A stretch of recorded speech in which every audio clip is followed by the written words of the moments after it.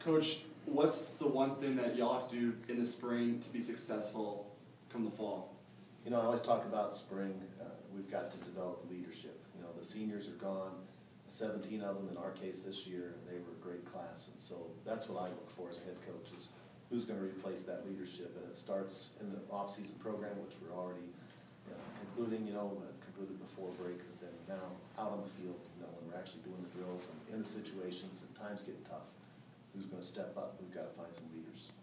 Coach, what's it been like to work with Coach Cramsey over the winter, kind of get familiar with him, and how exciting is it to finally be able to kind of implement what he brings to the table into these spring practices? I'm excited to see what it looks like when we get out there. I love working with Tim. He's very accommodating to new ideas. Our ideas, they're different from what he's done before, but he's very decisive also about the things that he likes. And so we've had a good mixture of New Hampshire stuff and Florida international things and what we've done. And now the question is just, what's it going to look like when we put it together? I'm excited to see. How do you think, Coach, your guys in offense will react to having a third offensive coordinator in 4 years? I think it'll be fine because we have a good staff. Coach McIndoe, Coach Von Bergen, Coach Demo, they've all three been here now. And so there's a lot of continuity that way. The quarterbacks are used to change, so I guess they'll be fine with it. It probably, in a perfect world, you'd have one coordinator like we've had on defense through the entire time here, then that would be a better situation, obviously. But every time I've made a change in coaching, I've always tried to use it as an opportunity to improve the program. And I think we can do that with Tim Cramsey. I think he's got a great football mind and great experience, and I think he'll find ways for us to get even better. Coach, you talked about losing those 17 seniors, and obviously it is tough to try and just straight up replace what they did and what they meant for this team, but how can guys step into those roles and really kind of shine a little bit or, try to improve upon what's missing from those seniors being gone?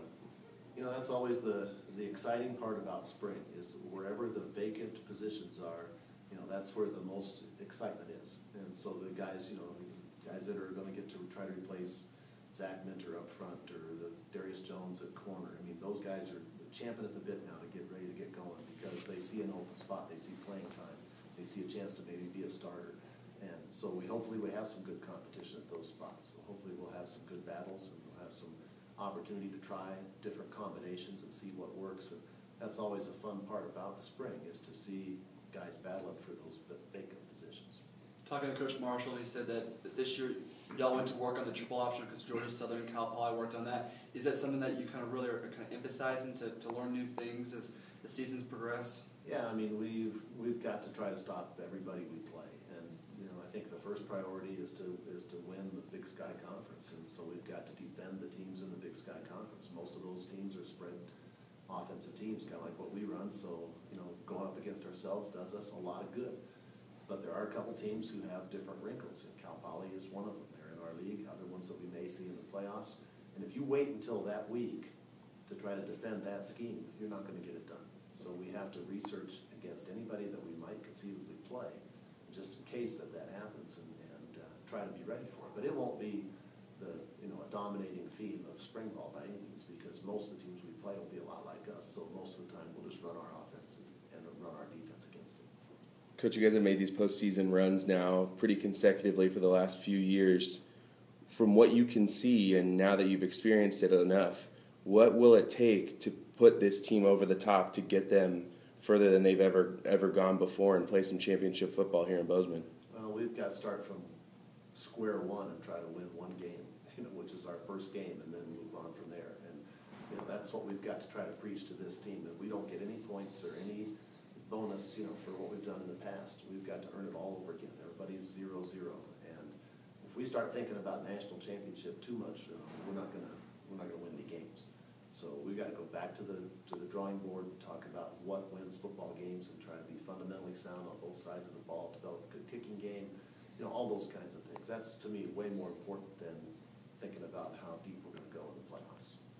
Will ball security always be, an emphasis? Oh, yeah. I heard Tim say it earlier. It's a lifestyle. I mean, it's something you talk about all the time, and taking it away on the defensive side too. One of the things that made us a better football team this past year was we had more takeaways with our defense than we've had the last couple of years. And so, it's the margin, it's the ratio of those two that really is what matters. And so we'll work on it on both sides. And that's why spring is fun. Defense will be trying to take it away every play.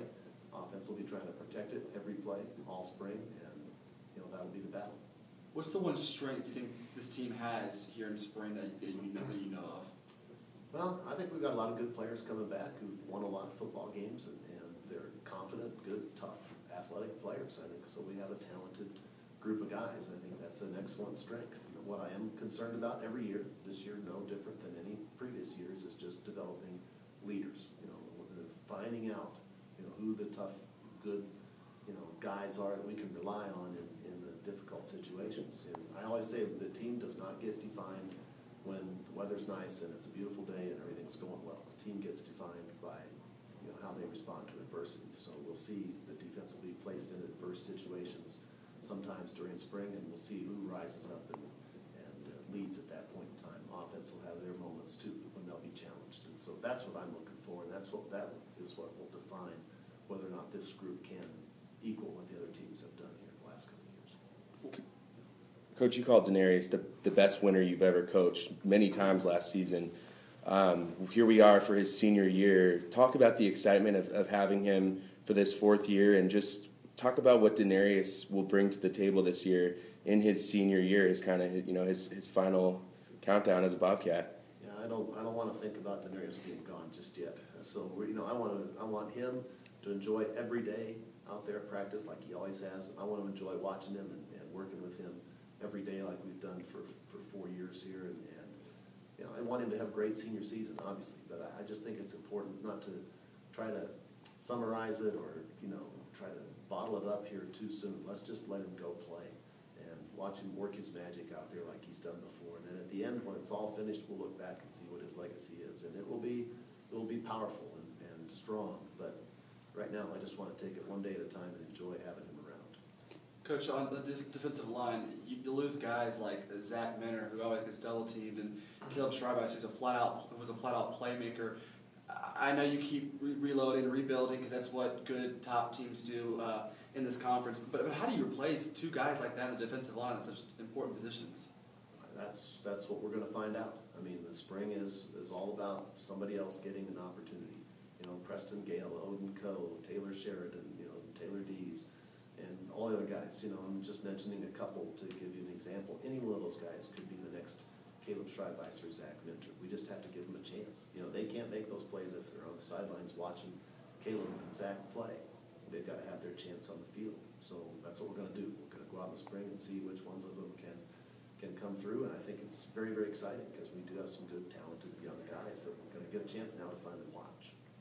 Coach, I'm Bobby Oler with KBCK. Hi, Bobby. And just wanted to ask you, what's going to be the difference after practice 15 from before practice 1? Where are you going to be at after the B to the A? I think the biggest thing that we hope to know after 15 practices is just how the new offensive system is going to actually function.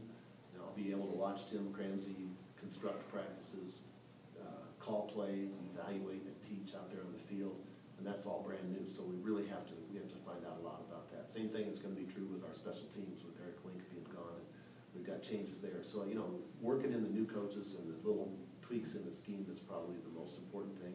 And the captains, leadership, trying to find out, like I said a couple times today, who our leaders are going to be. We always announce our captains at the end of the spring, and so we've got 15 practices to find out just who those guys are going to be.